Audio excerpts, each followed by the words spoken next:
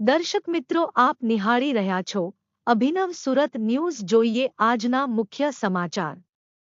ઉત્તર ગુજરાતનો ધરોઈ ડેમમાંથી પાણી છોડતા અમદાવાદ સાબરમતી નદીએ તેનું રૌદ્ર સ્વરૂપ ધારણ કર્યું છે.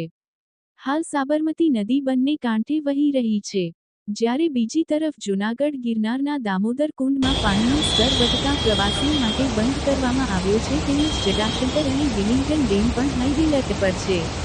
બ્યુરો રિપોર્ટ અભિનવ સુરત ન્યૂઝ. રિપોર્ટર મીલાબેન કુમાર, અમદાવાદ. આગળ આપ 2 મિનિટ